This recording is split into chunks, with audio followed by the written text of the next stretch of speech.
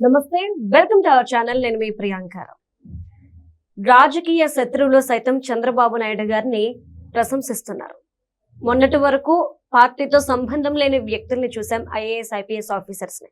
ఇప్పుడు ఏకంగా ప్రతిపక్ష పార్టీ అంటే జగన్ గారికి సంబంధించిన కీలకమైన నాయకుడు ఒక ట్వీట్ చేశారు. అది కూడా బాబు గారిని పొగుడుతూ. మరి ఏంటి ఆ ట్వీట్, ఎవరా నాయకుడు అనేది తెలుసుకుందాం. మనతో మాట్లాడడానికి సీనియర్ జర్నలిస్ట్ సిఎస్ రావు గారు ఉన్నారు, ఆయన తెలుసుకుందాం. నమస్కారం సార్. ఏంటంటే చంద్రబాబు నాయుడు గారి పేరెత్తగానే ఆల్మోస్ట్ అందరూ పొగుడుతూనే ఉంటారు ఆయన విజనరీకి. ఇప్పుడు చూస్తే ప్రతిపక్ష నాయకులు ఎప్పుడు విమర్శిస్తూ ఉంటారు అనేది మనం చూస్తూ వచ్చాము. కానీ ఒక నాయకుడు చంద్రబాబు నాయుడు గారిని పొగుడుతూ ఒక ట్వీట్ పెట్టారు. ఎవరు ఆయన?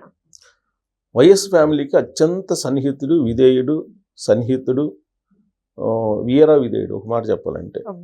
అలాంటి వ్యక్తి చంద్రబాబు నాయుడు గారిని ప్రశంసిస్తూ ట్వీట్ చేయటం అని అంటే అది మామూలు కిక్ కాదు కదా.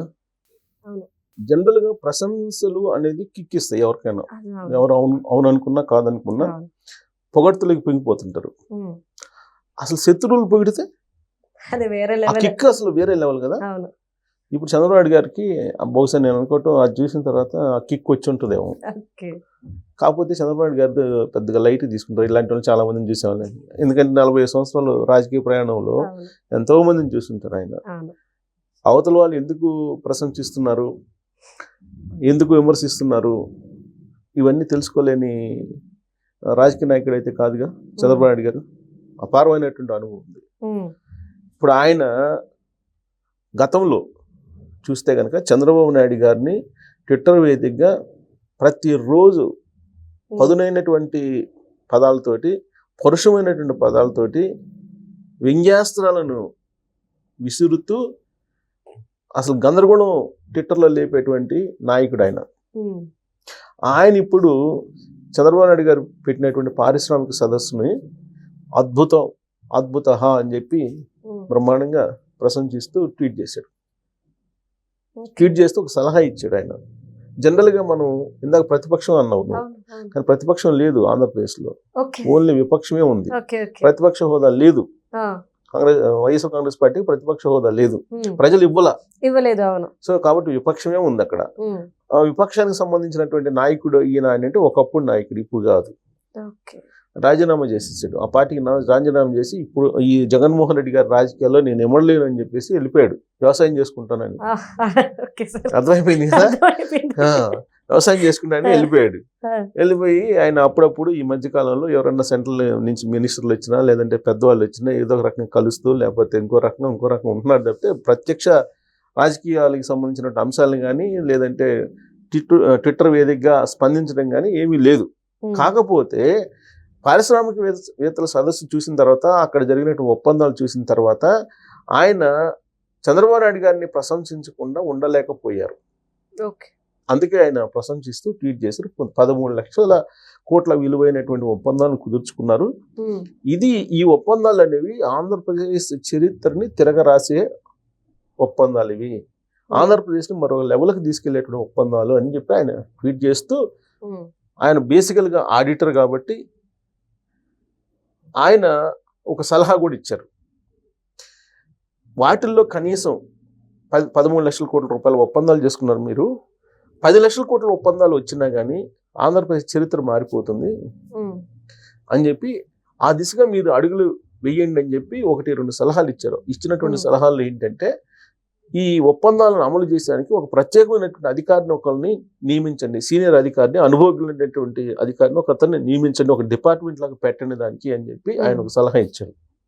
రెండో సలహా ఏంటంటే, వీళ్ళందరికీ కలిపి ఒక పోర్టల్ ఒకటి పెట్టండి. ఈ ఒప్పందాలు ఎవరైతే కుదుర్చుకున్నారో ఈ ఒప్పందాలకు సంబంధించినటువంటి పోర్టల్, ఎక్స్ కంపెనీ ప్రభుత్వంతో ఒప్పందం కుదుర్చుకుంది, ఇన్ని కోట్ల రూపాయలు పెడతారు, ఇన్ని ఉద్యోగాలు ఇస్తారు. వై కంపెనీ ఇన్ని కోట్ల రూపాయలు పెట్టుబడి పెట్టారు, ఇన్ని ఉద్యోగాలు ఇస్తారు.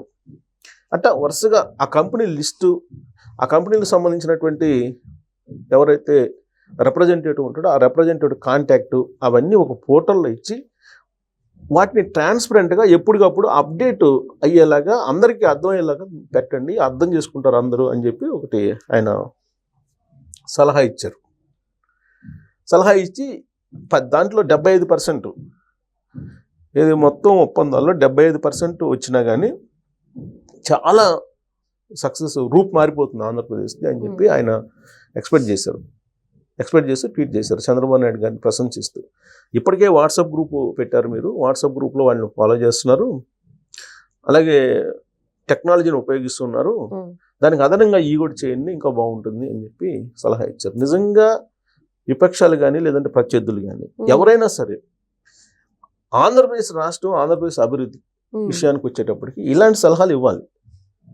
ఆ మంచి సలహా అయితే ఖచ్చితంగా ప్రభుత్వం తీసుకుంటుంది. ఎందుకంటే ఏ ప్రభుత్వం కూడా రాష్ట్ర అభివృద్ధిని అడ్డుకునేటువంటి ప్రభుత్వాలు ఉండవు. రాష్ట్రాన్ని అభివృద్ధి చెంది ప్రజల మన్ననలు పొంది మళ్ళీ అధికారంలో రావాలని కోరుకుంటారు. విపక్షాలు ఏం చేస్తాయి, లేదా ప్రతిపక్షం ఏం చేస్తుంది, ప్రతిపక్షం అక్కడ లేదు కాబట్టి విపక్షం ఏం చేస్తుంది, ప్రతి అంశాన్ని కూడా విమర్శల రూపంలో ఆరోపణల రూపంలో తీసుకుంటుంది. నిర్మాణాత్మకమైనటువంటి విమర్శలు ఆరోపణలు ఉంటే ఓకే, అలా కాకుండా కేవలం విమర్శించాలి కాబట్టి విమర్శించేటువంటి దూరంలో ఉంది.